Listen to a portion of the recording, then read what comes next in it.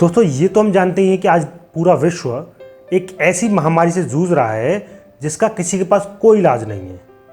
तमाम डॉक्टर्स, तमाम वैज्ञानिक इसके इलाज को ढूंढने में लगे हुए हैं, लेकिन अभी तक किसी को कोई सफलता नहीं मिली है। वहीं एक उम्मीद की किरण नज़र आई है और वो है प्लाज्मा थेरेपी। डॉक्टर्स का मानना है कि इस थेरेपी के माध्यम से हम काफ़ी हद तक इस वायरस को फैलने से रोक सकते हैं।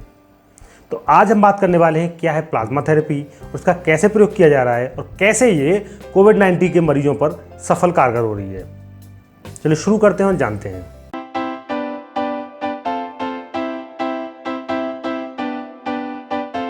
दोस्तों हाल ही में Indian council of medical research ने प्लाज्मा थेरेपी के क्लिनिकली ट्रायल को मंजूरी दे दी है, यानी कि अब आप क्लिनिकली रूप पर इसको ट्रायल कर सकते हैं। ऐसा नहीं है कि भारत पहला देश है जो प्लाज्मा थेरेपी का प्रयोग कर रहा है। इससे पहले अमेरिका और चीन इसका प्रयोग कर चुके हैं और उनके यहाँ इसके बड़े ही पॉजिटिव रिजल्ट सामने आए हैं। अब भारत में भी इस थेरेपी का इस्तेमाल किया जा रहा है। हालांकि सबसे पहला राज्य केरल था जिसने इस थेरेपी का इस्तेमाल किया और अपने यहाँ कई सारे मरीजों को इससे सही भी किया। इसके बाद दिल्ली में भी अभी हाल ही में 4 मरीजों पर इसका प्रयोग किया गया और उनके भी बड़े ही पॉजिटिव रिजल्ट सामने आए हैं। दोस्तों अब से पहले जब स्वाइन फ्लू की महामारी भी विश्व में फैली थी तब भी इस प्लाज्मा थेरेपी का प्रयोग किया गया था और काफ़ी लोगों को इस थेरेपी के माध्यम से बचाया गया था। इबोला के समय भी इस थेरेपी का प्रयोग किया गया था, तब भी इसके काफ़ी पॉजिटिव रिजल्ट रहे थे। तो सबसे पहले हम जानते हैं कि प्लाज्मा होता क्या है। दोस्तों मैं आपकी जानकारी के लिए बता दूं, हमारे रक्त में पाए जाने वाला पीला पदार्थ प्लाज्मा होता है, जो हमारे रक्त का लगभग 55% होता है। यानी कि जितना भी खून हमारे शरीर में पाया जाता है उसका आधे से ज़्यादा हिस्सा प्लाज्मा का होता है। इस प्लाज्मा में दोस्तों अकार्बनिक और कार्बनिक पदार्थ मौजूद होते हैं।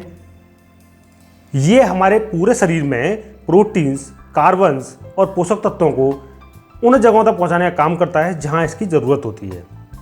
यानी कि प्लाज्मा हमारे शरीर में पूरे शरीर में ब्लड के माध्यम से सर्कुलेट करता है। इस प्लाज्मा में 90 से 92% पानी और 8 से 10% ही कार्बनिक और अकार्बनिक तत्व मौजूद होते हैं। दोस्तों कार्बनिक और अकार्बनिक तत्वों के साथ साथ प्लाज्मा के अंदर nitrogen, oxygen, ammonia, carbon dioxide gas घुलनशील अवस्था में पाई जाती हैं। दोस्तों इस प्लाज्मा में इम्यूनिटी के भी घटक पाए जाते हैं जिन्हें एंटीबॉडीज़ कहते हैं। दोस्तों एंटीबॉडी हमारे शरीर में उत्पन्न होने वाला एक प्रोटीन है जो एंटीजन नामक हानिकारक बाहरी तत्वों से लड़ने में हमारे शरीर की मदद करता है। जब शरीर में एंटीजन प्रवेश करते हैं तब इम्यूनिटी सिस्टम एंटीबॉडीज बनाते हैं और एंटीबॉडीज एंटीजन के साथ जुड़कर एंटीजन को बांध देती है, साथ ही इसको निष्क्रिय भी कर देते हैं। दोस्तों हम आपको बता दें, एक स्वस्थ मनुष्य के शरीर में लगभग 1000 से ज़्यादा एंटीबॉडीज पाए जाते हैं। तो अब हम जानते हैं क्या होती है प्लाज्मा थेरेपी। दोस्तों प्लाज्मा थेरेपी में एक व्यक्ति के प्लाज्मा को दूसरे व्यक्ति में इंजेक्ट किया जाता है। यानी कि अगर कोई व्यक्ति किसी वायरस से संक्रमित हुआ है और वो ठीक हो चुका है तो उस व्यक्ति के प्लाज्मा से दूसरे व्यक्ति का इलाज किया जाएगा।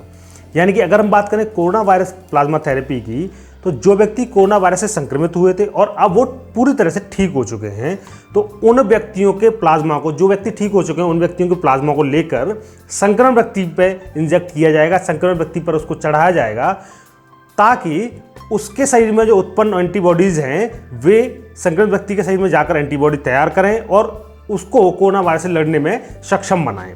दोस्तों मैं आपको बता दूं, कोरोना वायरस की 3 स्टेज जो डॉक्टरों ने बताई हैं। पहले स्टेज जिसमें कोरोना वायरस आपके शरीर में प्रवेश करता है, दूसरी स्टेज जिसमें कोरोना वायरस आपके फेफड़ों पर असर करता है, तीसरी स्टेज जिसमें कि आपका शरीर उस वायरस से लड़ता है। इस लड़ाई में शरीर के कुछ अंग भी काम करना बंद कर देते हैं। दोस्तों प्लाज्मा थेरेपी केवल और केवल सेकेंड स्टेज से थर्ड स्टेज में पहुंचने से रोकती है।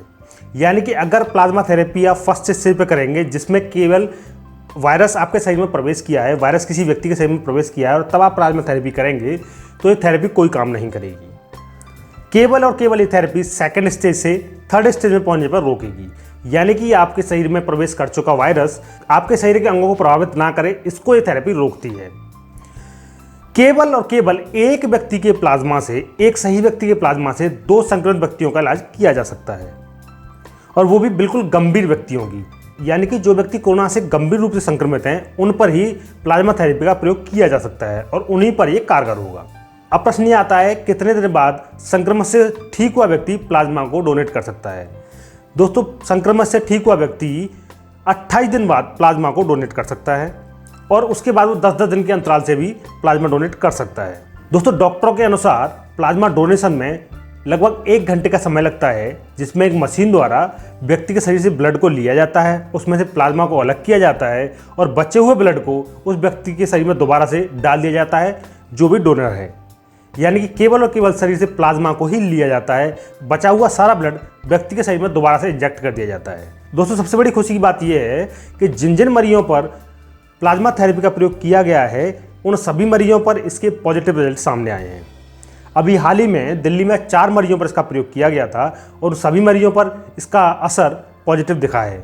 अभी एक न्यूज़ सामने आई है, तबलीग जमात के 14 लोग जो कोरोना वायरस से संक्रमित होकर ठीक हो चुके हैं, वे भी प्लाज्मा थेरेपी के लिए राजी हो चुके हैं। अब उनका प्लाज्मा उन व्यक्तियों को दिया जाएगा जो व्यक्ति वायरस से बहुत बुरी तरह संक्रमित हैं। तो आज हमने आपको बताया क्या है प्लाज्मा थेरेपी, कैसे काम करती है और किन किन लोगों पर इसका प्रयोग किया जाता है।